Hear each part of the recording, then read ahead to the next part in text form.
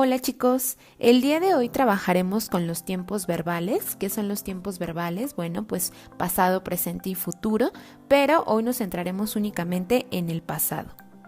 Pero, ¿qué es el pasado? Bueno, cuando hablamos del tiempo pasado nos referimos a las acciones que ya sucedieron. Por ejemplo, ayer caminé. En esta oración, caminé se refiere a mi acción. Y es una acción que ya realicé, que ya se quedó en el pasado. Existen dos formas de que nosotros expresemos el tiempo pasado. La primera es conocida como el pretérito y el pretérito nos indica estas acciones pasadas que se realizaron en el pasado pero que ya terminaron. Por ejemplo, dormí es una acción que se quedó en el pasado y que ya terminó. Otro ejemplo es lloré y viajé.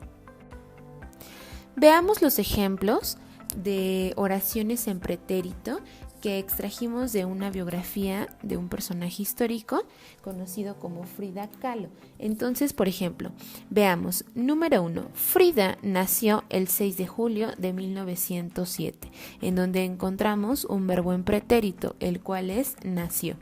Seguimos. Número 2, a los 18 años sufrió un accidente. Y entonces observamos otro verbo en pretérito que es sufrió. Y por último tenemos aprendió a pintar y elaboró obras que revolucionaron el mundo del arte, en donde observaremos dos verbos en pretérito que son aprendió y elaboró. Es importante que tú recuerdes que los verbos conjugados en pretérito que terminen en vocal tónica siempre se van a acentuar, ¿no? Y yo te muestro aquí algunos ejemplos en donde veremos estos verbos. Por ejemplo, llegué, estudié, bailó, murió, viajó. Son verbos, son acciones en pretérito que por terminar en vocal tónica deberán acentuarse, siempre irán acentuados. La siguiente forma de expresar el pasado es el copretérito, y el copretérito se refiere a estas acciones que ya se realizaron, pero que se repitieron o en su momento no se concluyeron, es decir, que no se terminaron. Fueron acciones que constantemente se estuvieron realizando o que también se realizaron a la par de otras acciones. Por ejemplo, trabajaba es una acción en copretérito, vivía también es otra acción en copretérito y por último, estudiaba. Veamos con un ejemplo de igual forma en una biografía. Número 1. Van Gogh estudiaba arte. Número 2. Pintaba su obra desde su habitación en el sanatorio. Y número 3, vivía en una profunda tristeza y soledad. Podemos ver que en estas frases que extrajimos de una biografía de Vincent Van Gogh, se retoman algunas acciones que están en copretérito, es decir, son acciones que el personaje realizaba constantemente o que nunca se concluyeron.